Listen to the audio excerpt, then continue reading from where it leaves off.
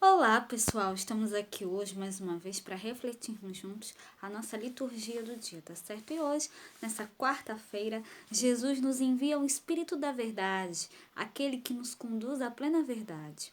A verdade é a perfeição da revelação de quem é Deus.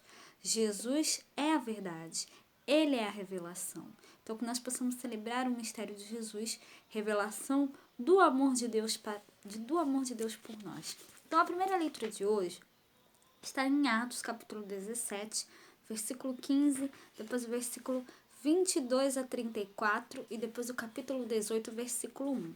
Atos, capítulo 17, versículo 15, depois o versículo 22 a 34 e depois o capítulo 18, versículo 1. E os que acompanhavam Paulo o levaram até Atenas e, recebendo ordem para que Silas e Timóteo fossem ter com ele o mais depressa possível.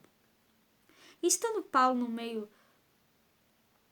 do aerópago, disse: Varões atenienses, em tudo vos vejo um tanto supersticiosos, porque passando eu e vendo os vossos santuários, achei também o altar em que estava escrito: Ao Deus desconhecido. Esse, pois, que vós honrais, não conhecendo, é o que eu vos anuncio. O Deus que fez o mundo e tudo que nele há, sendo o Senhor do céu e da terra, não habita em templos feitos por mãos de homens.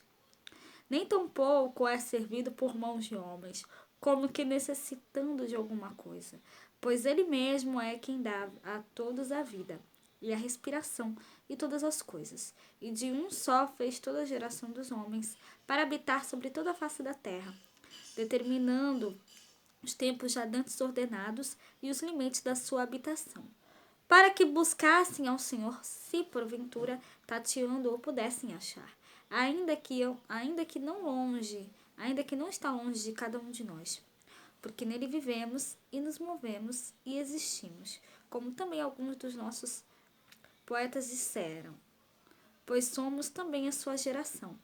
Sendo nós, pois, geração de Deus, não havemos de cuidar que a divindade seja semelhante ao outro, ou a prata, ao ouro, ou a prata, ou a pedra esculpida por artifício e imaginação dos homens. Mas Deus, não tendo em conta os tempos da ignorância, anuncia agora a todos os homens e em todo lugar que se arrependam, porquanto tem determinado um dia em que com justiça há de julgar o mundo por meio do varão que destinou. E disso deu certeza a todos, ressuscitando-o dos mortos. E como ouviram falar da ressurreição dos mortos, uns escarneciam e outros diziam: Acerca disto te ouviremos outra vez. E assim Paulo saiu do meio deles. Todavia, chegando alguns varões a ele, creram, entre os quais foi Dionísio Aeropagita e uma mulher por nome Damaris, e uma mulher de nome Damaris, e com eles outros. E depois disso partiu Paulo de Atenas e chegou a Corinto. Então essa primeira leitura mostra pra gente, Paulo, pregando, aqui em Atenas, o discurso dele no Aerópago. Então, Paulo fala assim, para o povo de Atenas: Esse Deus que vós adornis, esse Deus que vós adorais sem conhecer é exatamente aquele que eu vos anuncio. Então, as pessoas ali em Atenas creram na pregação de Paulo.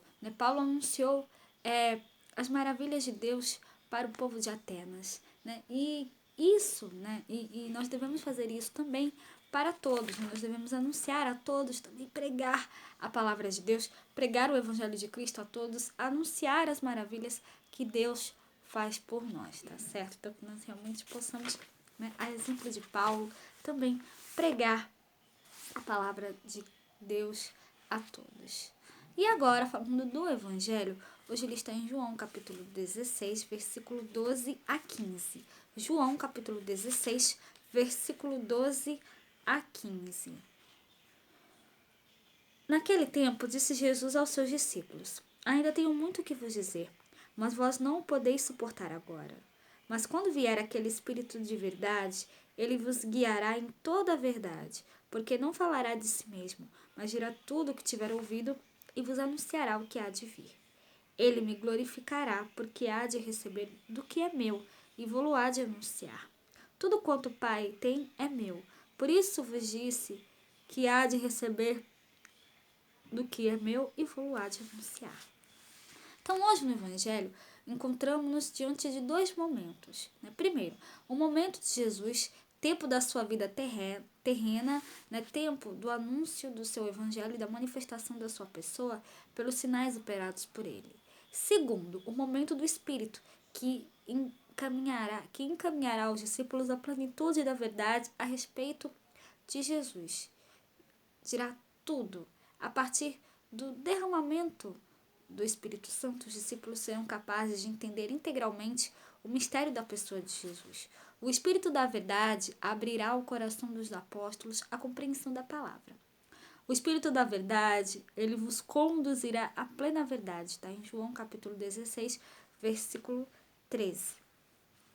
No entanto, apesar da distinção de momentos, a mensagem esclarecedora do Espírito é a mesma de Jesus. A verdade a qual o Espírito conduzirá não é outra senão o próprio Jesus. Aquele que virá é o Espírito da verdade, isto é, o Espírito de Jesus, a verdade. Ele que é o caminho, a verdade e a vida. Então, que nós possamos sempre anunciar essa boa nova a todos, Que nós possamos sempre anunciar as maravilhas que Deus faz por nós, anunciar a todos, que Cristo deu a sua vida por nós e ressuscitou ao terceiro dia, tá certo?